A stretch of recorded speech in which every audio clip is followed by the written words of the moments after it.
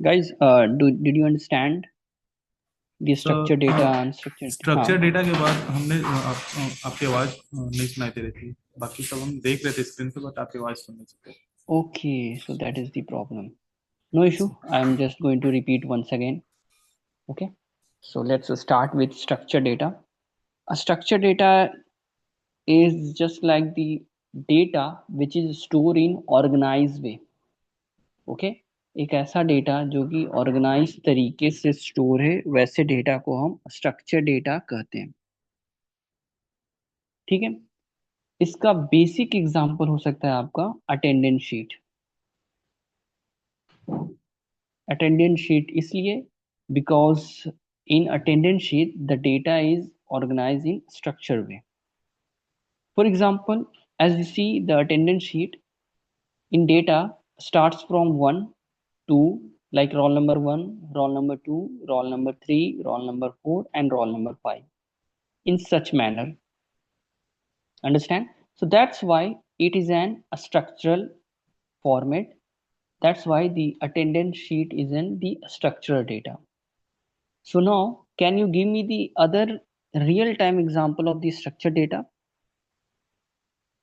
If you understand the structured data, so would you like to give the real-time example of the structured data? Sir mobile contact numbers, जो मतलब structured way में Contact save होते हैं number, हमारे number.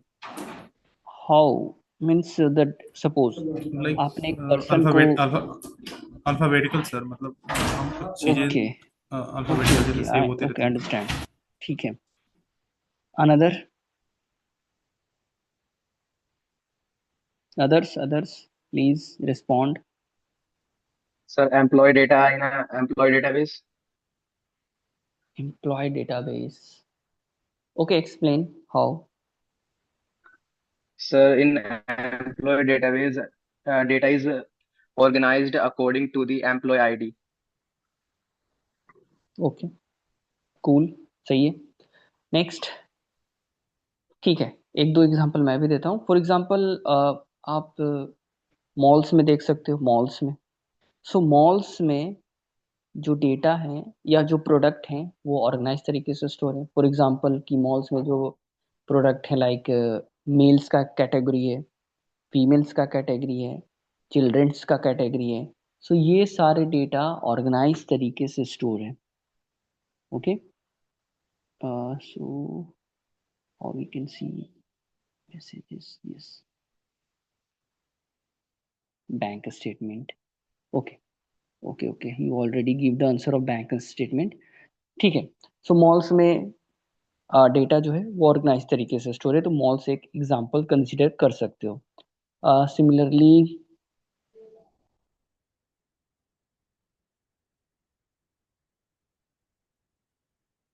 Similarly others examples क्या हो सकते हैं?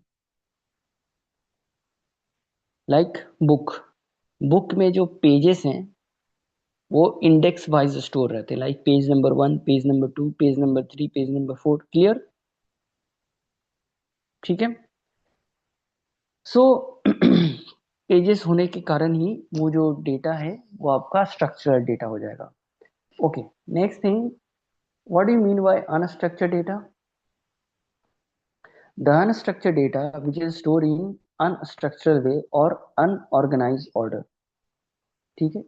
ऐसा डेटा जो कि अनऑर्गेनाइज तरीके से स्टोर है उसे हम लोग अनस्ट्रक्चर्ड डेटा कहते हैं. For example, can you give me the example of unstructured data? Real time कोई भी एग्जाम्पल आप दे सकते हैं. मैन्युअली पुट किया हुआ डेटा, जैसे एक्सेल में कुछ भी। ओके. Correct correct. जैसे यहाँ पे आप देखो, यहाँ पे कोई भी रैंडमली डेटा हम सिलेक्ट करके स्टोर करें. ठीक है, like 5432 314 something like that. So it this data does not make any sense because this is not an organized manner. Also this data is stored in the randomly order, so this data is considered as the unstructured data. Clearly? So next example is sorry sir, मैं hmm, आपकी screen नहीं देख पा रहा हूँ। it is एक not second. visible. Okay, good, just give me. Okay. So please respond. If you got any issues, then you can respond it. Now my screen is visible. Yes, sir. My screen is visual. Okay, guys. So in case of unstructured data, as you see, the 5, 4, 3, 1, 2, this data does not make any sense. Means this data is stored in unorganized order, unorganized way, or randomly. So that's why we can say that the such kind of data is known as the unstructured data. Okay, got it, guys? Okay, so the example हो सकता है कोई भी local shop में, so local shop में देखोगे आप, वहाँ पे प्रोडक्ट अवेलेबल है, बट वो जो लोकल शॉप में प्रोडक्ट है वो कोई भी प्रोडक्ट कहीं पे भी रखा हुआ है, कोई भी वहाँ रखने का ऑर्डर नहीं है, उसके पास भी प्रोडक्ट है जैसे मॉल्स में है, बट वो अपने प्रोडक्ट को अनऑर्गेनाइज तरीके से स्टोर करके रखते हैं, कोई भी लोकल किराना स्टोर। ठीक है, so that is the best example of the unstructured data. Again as you see the book, book में जो पेजेस लिखे हुए हैं वो आपके अनस्ट्रक्चर्ड डेटा है। ठीक है, कैसे? जो आप देखते हो, सॉरी, जो टेक्स्ट है वो अनस्ट्रक्चर्ड डेटा है। टेक्स्ट में आप देखोगे लाइक एक किताब में जो लिखा हुआ कंटेंट है वो रैंडमली तरीके से लिखा हुआ है, वो लिखा हुआ है स्टोरी के अकॉर्डिंग। सपोज स्टोरी होगा कुछ भी, this is a boy, he live in somewhere और ही स्टडी इन सम यूनिवर्सिटीज, इस तरह से स्टोरी के अकॉर्डिंग लिखा हुआ है। ठीक है, so if you try to find particular data, like if you try to find boy in a single page, then you need to search the entire page. Okay, आप हर एक पेज के हर एक लाइन को सर्च करोगे कि boy कहाँ पे लिखा हुआ है। ऐसा इसलिए क्योंकि वहां पे जो डेटा है वो अनऑर्गेनाइज तरीके से स्टोर है। क्लियर? ओके, इसी तरह हमारे पास डिक्शनरी भी है, English to Hindi dictionary. So in that dictionary you store the data in organise way. जो जो डिक्शनरी होता है वहाँ पे आप देखते होगे कि कुछ भी चीज़ फाइंड करना बहुत इजी है, क्योंकि वहाँ पे जो डेटा है वो ऑर्गेनाइज तरीके से स्टोर है।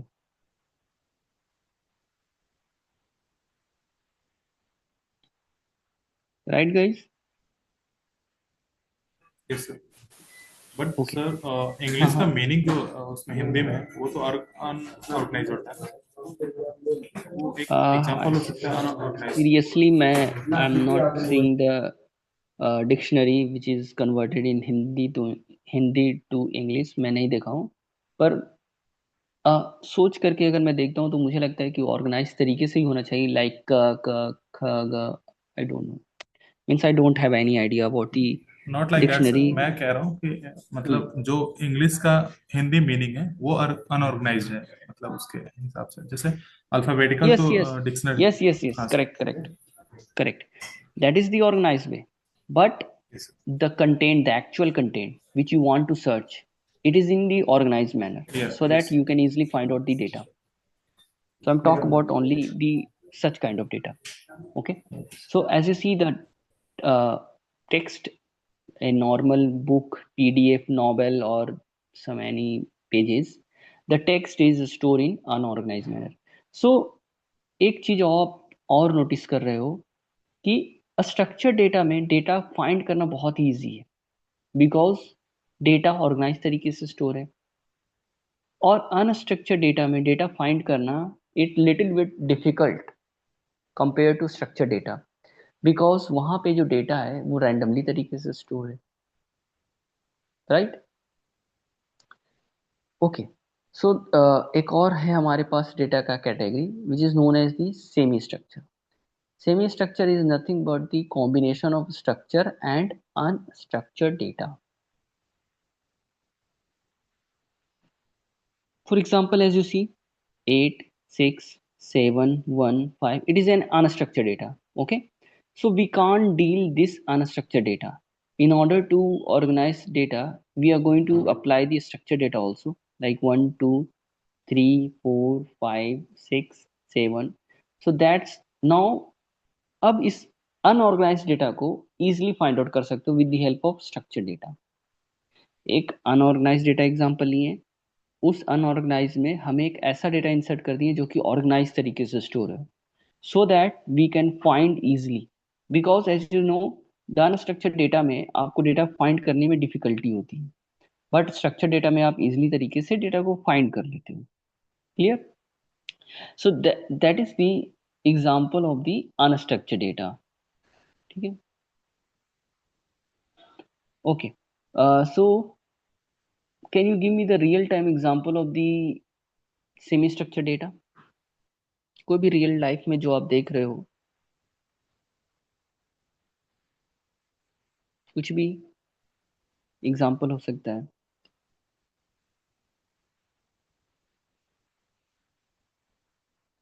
Book, okay, great. Book is the correct answer. जैसा कि हम पहले भी बताएं आप लोगों को, बुक में क्या होता है, आप देखोगे वहां पे टेक्स्ट भी लिखा हुआ है। अब जो टेक्स्ट लिखा हुआ है, जो कंटेंट लिखा हुआ है, वो अनऑर्डर में लिखा हुआ है। सो अनऑर्डर में होने के कारण वो डेटा आपका अनस्ट्रक्चर हो गया। क्लियर? और जो पेज नंबर है वो आपका ऑर्डर में है, like page number 1, page number 2, page number 3, वो आपका ऑर्डर में है। सो पेज नंबर होने के कारण वो डेटा आपका ऑर्गेनाइज हो गया। क्लियर? सो अगर हम इंटायर बुक के बारे में डिस्कस करें तो वो पूरा का पूरा आपका सेमी स्ट्रक्चर हो गया। Okay, photo and images, basically photos and images both are the unstructured data। ठीक है, आप उसे स्ट्रक्चरल कर सकते हो फोटो का नाम दे करके, something like that, like photo number 1 या इमेज नंबर 1, इमेज नंबर 2, इस तरह से अगर आप मेंशन कर दो तो वो एग्जाम्पल हो जाएगा अनस्ट्रक्चर का। Okay, but actual example of the unstructured is XML, which is stands for extension markup language. So extension markup language is basically similar to the HTML. Okay, so in HTML, as you know, I hope कि आप लोगों को HTML के बारे में idea होगा। HTML में हर एक टैग प्री डिफाइंड है, पहले से ही डिफाइन किया गया है। कुछ भी आप लिखोगे डिफाइन किया गया। फॉर एग्जाम्पल H1 बता दिया गया है कि H1 अगर होता है आपके डेटा में तो वो है हेडिंग का। पी पी बता दिया गया है, पी है पैराग्राफ का। तो इस तरह से पहले से ही मेंशन किया गया कीवर्ड है HTML में। ठीक है, बट इन एक्सएमएल में आप यहाँ पे कुछ भी लिख सकते हो, लाइक हेडिंग लिख सकते हो,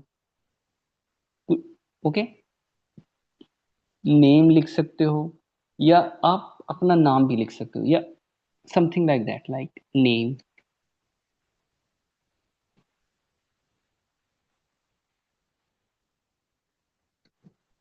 okay, that is also valid. या फिर जो नेम है, इस नेम से ही हम टैग बना लें। It does not make sense, but it is valid in XML। So basically, the example of unstructured data is XML। ठीक है, अगर रियल टाइम में एग्जांपल कहें तो बहुत सारे एग्जांपल हो सकते हैं, लाइक बुक हो सकता है, इंटायर बुक हो सकता है, कोई एक ऐसा डेटा हो सकता है जहाँ पे स्ट्रक्चर भी अवेलेबल है, अनस्ट्रक्चर भी अवेलेबल है, लाइक एक्सेल फाइल हो गया। एक्सेल फाइल में जो डेटा है वो 1 2 3 4 5 6, मतलब रोज में अगर आप कॉलम बना लो एक ऐसा जहाँ पे, सॉरी, एक रो बना लो जहाँ पे सारा रो एक ऑर्गेनाइज तरीके से स्टोर हो उसमें, और उसमें जो डेटा है वो अनऑर्गेनाइज तरीके से स्टोर हो। सो इस तरह के एग्जांपल को आप सेमी स्ट्रक्चर में कंसीडर कर सकते हो। So I hope you understand the basic idea about the structured data, unstructured data, and semi-structured data. So did you have any issues regarding this concept? So you can ask.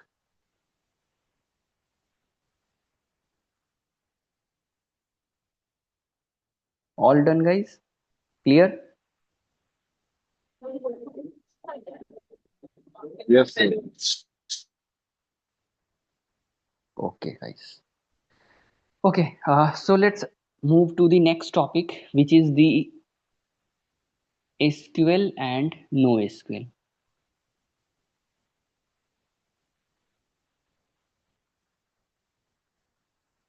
Let's move to the next topic, which is the SQL and NoSQL. So basically, SQL stands for structure query language, and NoSQL stands for not only a structure query language. You can say that not only a structure query language. It means SQL stands for structure query language कि SQL में आप structure data के साथ, ठीक है, structure data के साथ deal कर सकते हो, बट इन NoSQL, NoSQL में सिर्फ आप स्ट्रक्चर ही नहीं, अनस्ट्रक्चर्ड डेटा के साथ भी आप डील कर सकते हो, ठीक है। So we have the different different technology. SQL में हम लोग यूज करते हैं माई एसक्यूएल, ओके। और कौन कौन सा सॉफ्टवेयर यूज करते हैं, कोई आइडिया है किसी को? कोई आइडिया है कि अगर हमें स्ट्रक्चर डेटा को स्टोर करना है तो हम कौन कौन से सॉफ्टवेयर को यूज करते हैं?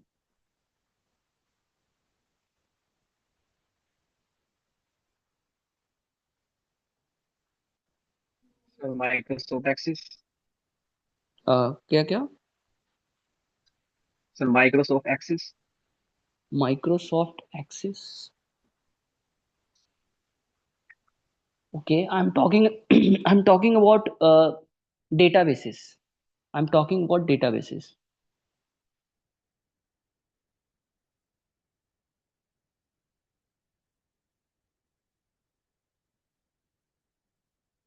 सर पहला तो एसक्यूएल ही है जो मतलब स्ट्रक्चर वे में रखता है डेटा को। Okay, next. Next Excel, Excel को कह सकते हैं सर, मैन्युअली या फिर एक्सेल को, ओके, ठीक है। I will give some example. Like आपका तो एक तो पहला तो हो गया माई एसक्यूएल, जो एक सॉफ्टवेयर है जिसमें हम SQL, basically the software name is known as the MySQL, okay. MySQL के अंदर हम एसक्यूएल क्वेरी लिखते हैं। एसक्यूएल एक तरह से प्रोग्रामिंग लैंग्वेज है। SQL is not an software, okay. SQL is the programming language, okay. So my SQL software है, उसमें हम एसक्यूएल लिखते हैं, या फिर हमारे पास है ओरेकल डेटाबेस, या फिर हमारे पास है आईबीएम का डेटाबेस, या फिर है एसक्यूएल लाइट, या फिर है PostgreSQL, okay. I just mention the software names. Sir MariaDB भी है एक। MariaDB, yes.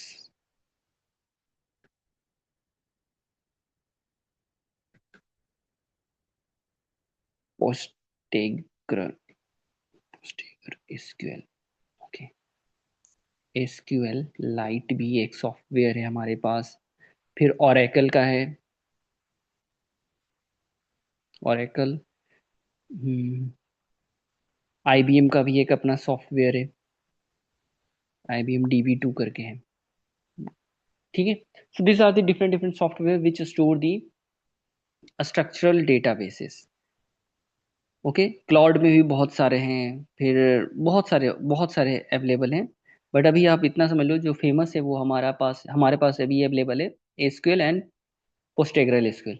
हम लोग वर्क करेंगे माई एसक्यूएल पे, तो माई एसक्यूएल हम लोग सीखेंगे फ्यूचर में, आने वाले क्लासेस में, अपकमिंग क्लासेस में। और माई एसक्यूएल सीखने के बाद हम लोग डील करेंगे कि कैसे आप माई एसक्यूएल के अंदर एसक्यूएल क्वेरी को परफॉर्म करोगे, ठीक है, okay, great. So now can you give me the example of the unstructured data, मतलब एक ऐसा डेटा जहाँ पे स्ट्रक्चर ही नहीं, अनस्ट्रक्चर या सेमी स्ट्रक्चर डेटा के साथ भी डील किया जा सकता है। कोई सॉफ्टवेयर है ऐसा? कुछ आइडिया है किसी को?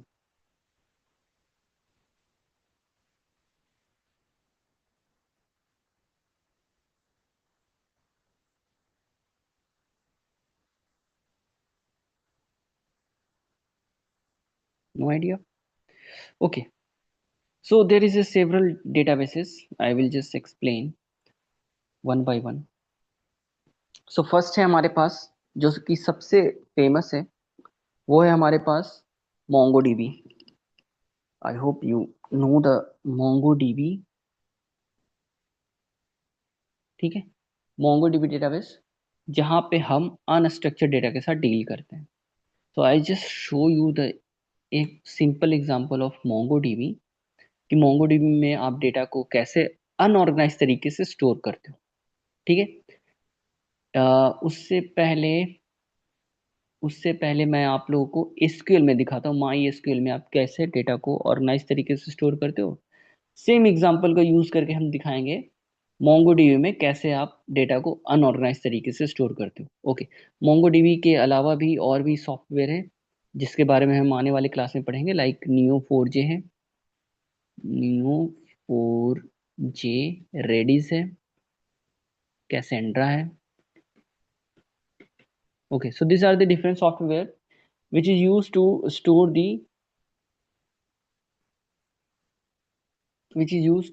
the unstructured database. ठीक है? Okay, so I just show you the example of the MySQL में आप डेटा को कैसे स्टोर करोगे। So MySQL में आप डेटा को स्टोर करोगे रोज एंड कॉलम्स फॉर्मेट में। ठीक है, डेटा को आप स्टोर करोगे रोज एंड कॉलम फॉर्मेट, जैसे कि एक्सेल में, जैसे कि आपका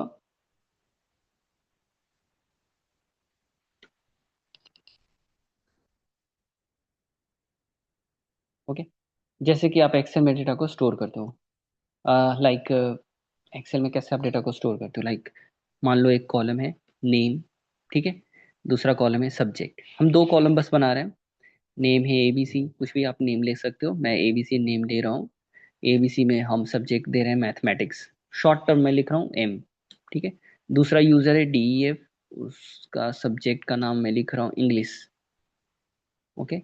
तीसरा यूजर है XYZ, उसका सब्जेक्ट का नाम मैं लिख रहा हूँ GK, G stands for GK। So suppose ये जो डेटा है दो कॉलम्स है, और ये दो कॉलम्स को हम रोज एंड कॉलम्स में डिवाइड करके लिख दिए हैं।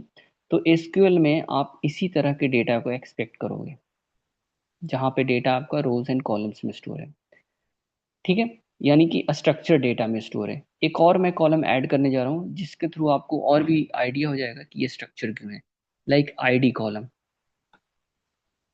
तो आईडी कॉलम से हमें आइडिया चल जाएगा कि हमारा डेटा स्ट्रक्चर कैसे है। तो आईडी जैसे कि लाइक 1, 2 एंड 3, ओके। सो ये आईडी हम स्टोर कर लिए।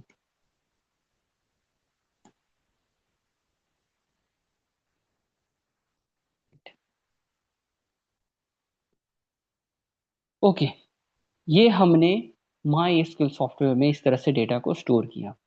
Similarly I am going to store the data in case of unstructure और अनऑर्डर। तो हम वहाँ पे कैसे स्टोर करेंगे, अब हम वो देखने वाले हैं। तो उसके लिए हम लोग सॉफ्टवेयर बहुत सारे यूज़ करते हैं। करेंटली हमारे पास जो सॉफ्टवेयर है वो है मोंगोडीबी। तो वहाँ पे हम कैसे यूज़ करेंगे, वहाँ पे हम यूज़ करेंगे मोंगोडीबी में हम यूज़ करते हैं JSON format data, okay. JSON format in the sense like JavaScript object notation,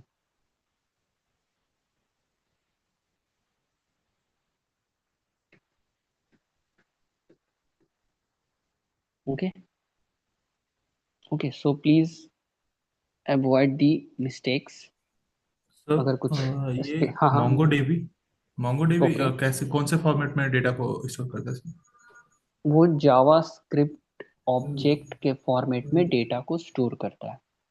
अब अच्छा जावास्क्रिप्ट ऑब्जेक्ट क्या होता है, तो जावास्क्रिप्ट का ऑब्जेक्ट बेसिकली जावास्क्रिप्ट ऐसे ऐसे वो होता है है। ना गवर्नमेंट का महिला के चक्कर में पड़ रहा सो जावास्क्रिप्ट ऑब्जेक्ट होता है keys and values pair.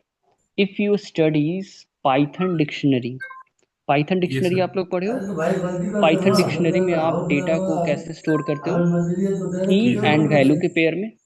Similarly, in case of MongoDB, you are going to store the data in keys and keys values and values. Every key must have its values. So let's see the example. So I just show you the example of the unstructured data. Like suppose एक user है, user का ID हम ले लेते हैं 1, ठीक है। User का नाम कुछ ले लेंगे, लाइक आपके पास जो नेम है वो है ABC। ओके, यूजर का सब्जेक्ट ले लेंगे।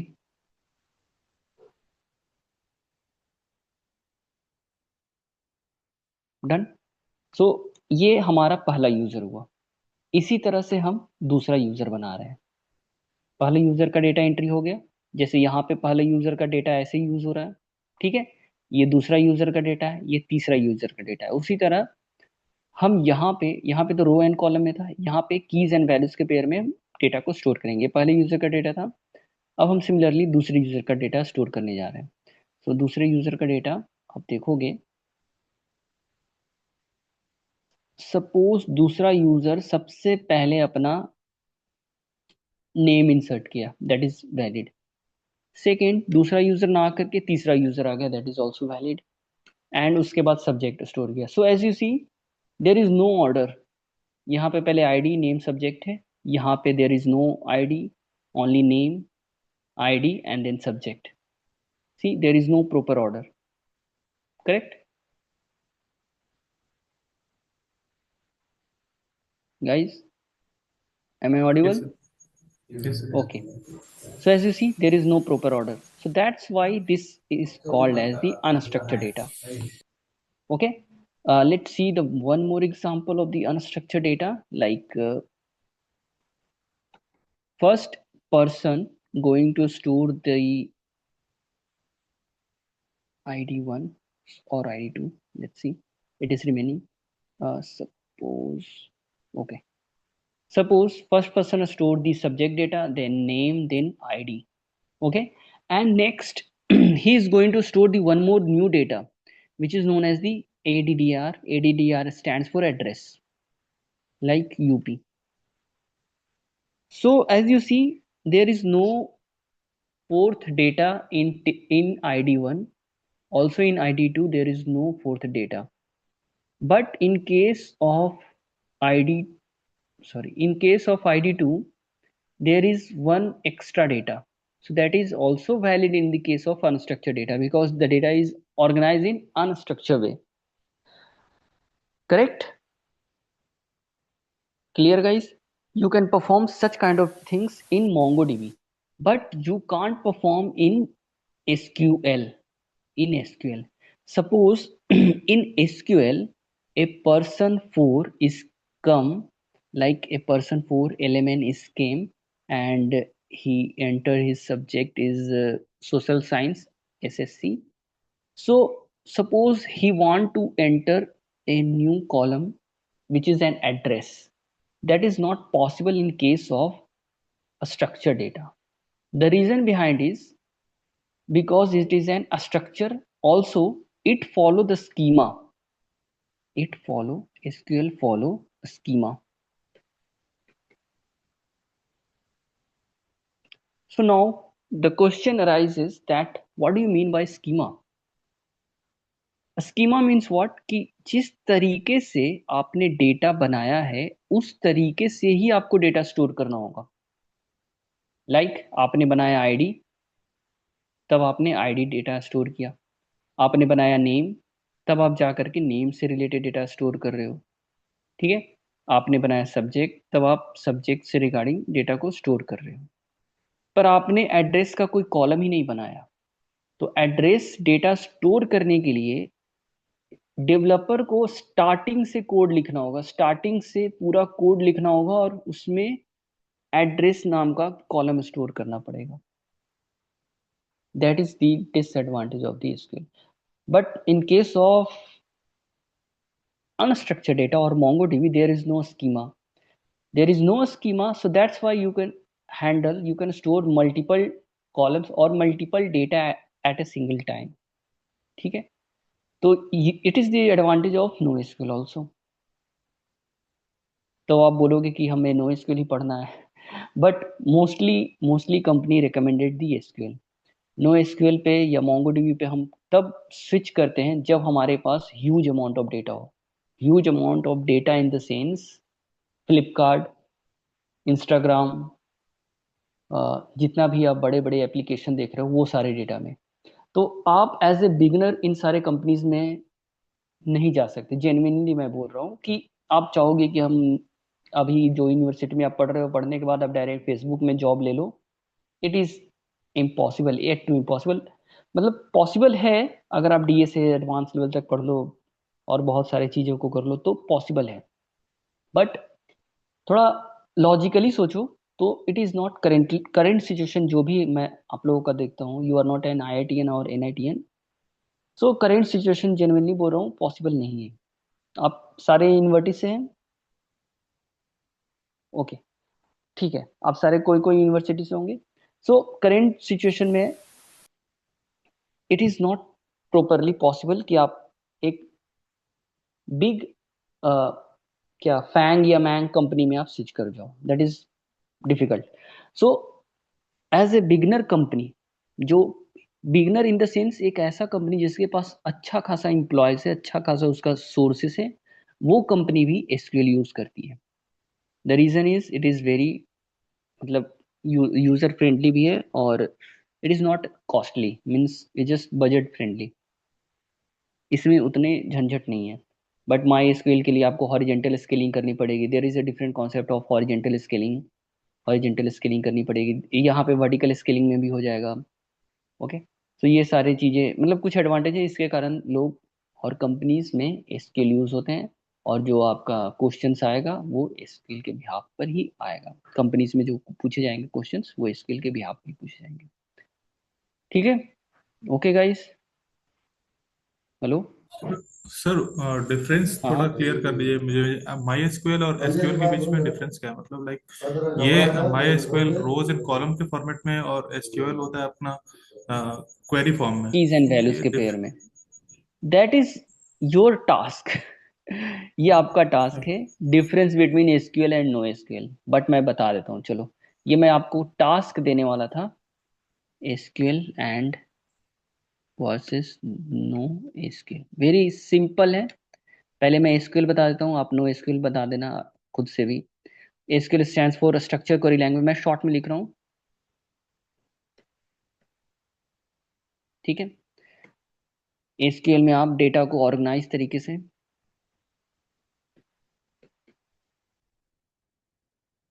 स्टोर करते हो, ठीक है। Right.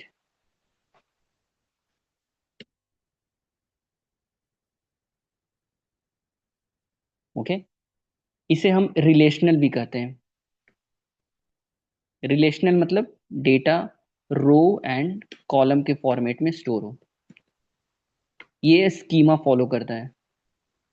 स्कीमा के बारे में मैं अभी बताया हूँ, ठीक है। ये एक proper rule and regulation follow करेगा, और ये मैच्योर है, ठीक है। ये सारे आपके डिफरेंस है SQL के।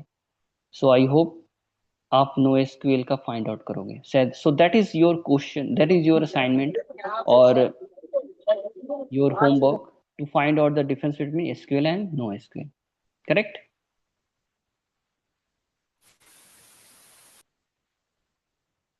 Correct, guys? Yes Yes, sir, sir. But मैं एक चीज और पूछना चाहूंगा सर, Okay, माई okay. Ask SQL me. और एसक्यूएल में डिफरेंस क्या है sir? MySQL is an software. Okay sir. MySQL is an software where inside this software you are going to use this language. Use है SQL is a SQL. language.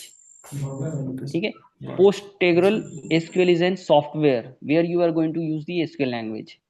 So there is a different software available in the market which handle these structured data.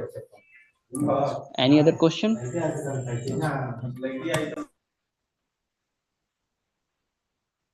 Okay, guys. So we will meet tomorrow.